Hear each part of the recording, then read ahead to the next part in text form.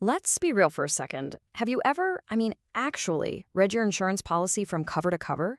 If you have, you already know it's not like any other contract you'll ever sign. It feels like it's written in a different language with its own secret rule book.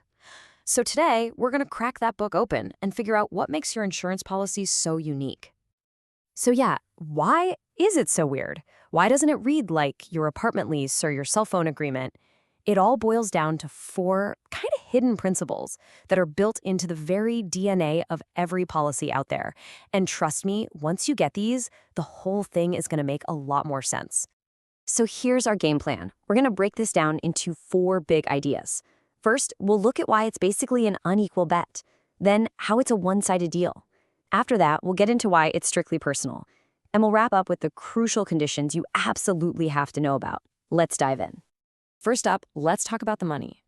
At its core, an insurance policy is really a financial bet. But here's the thing. It's a bet that is designed from the very beginning to be totally and completely lopsided. Think about it, right?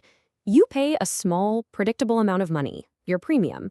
And in exchange for that, the insurance company agrees to potentially pay you a massive, sometimes life-altering amount of cash. That huge imbalance? That's not a bug. That's the whole feature. It's the entire reason insurance exists. Now, there's a fancy legal term for this, of course. It's called an aleatory contract. It's just a way of saying that the payout depends entirely on an uncertain event in the future.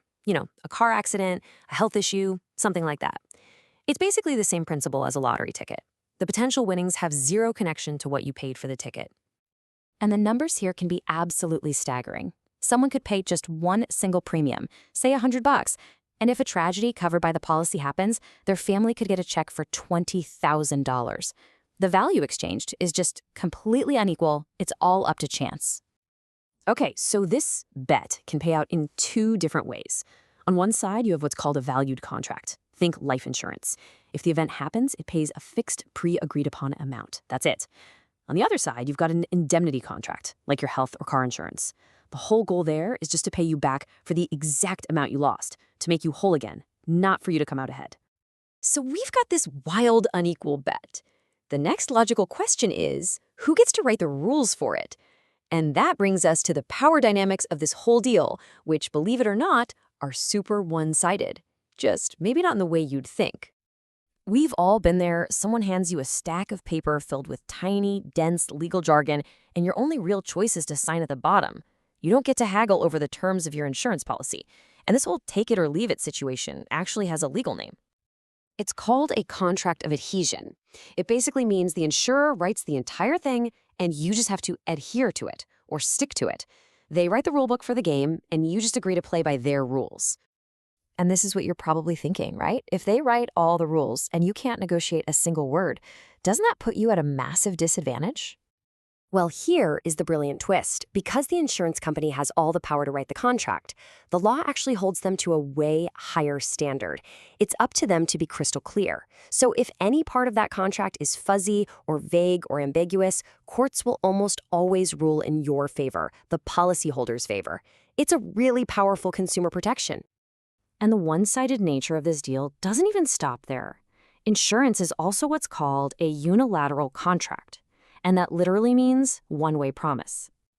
And this part is fascinating. The insurance company makes a legally enforceable promise that they will pay your claim if a covered event happens. But you actually don't make any legally binding promise to keep paying them. If you stop paying your premiums, they can't take you to court for breach of contract. All they can do is cancel your policy. Only one side's promise can be enforced by law. All right, on to our third hidden rule.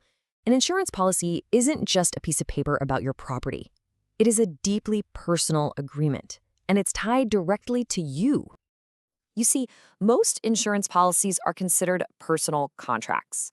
The company isn't just insuring your house or your car, they're insuring you and your specific level of risk.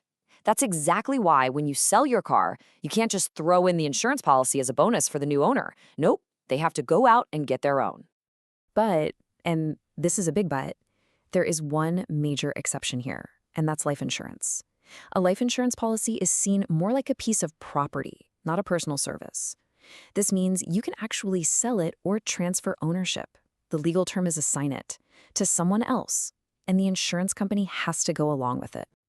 So, what stops you from, say, taking out a life insurance policy on your favorite celebrity and basically just placing a bet?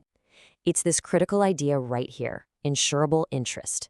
To get a policy on someone, you have to have a real, provable reason to want them to stay alive and well, usually a financial stake. Without that interest, it's just considered an illegal wager, and the contract is totally worthless. The logic here is pretty simple, right? Of course, you have an insurable interest in your spouse or your child, or maybe a key business partner whose absence would hurt the company. But your mail carrier? As nice as they might be, you probably don't have a direct financial stake in their life. So, no policy for you. Okay, for our final point, let's flip the script. We've talked a lot about what the insurer has to do, but what about you? Their promise to pay isn't a blank check. It all hangs on you doing your part. This makes insurance a conditional contract. That's just a way of saying the company's duty to pay you money is conditional on you following some very specific rules laid out in the policy.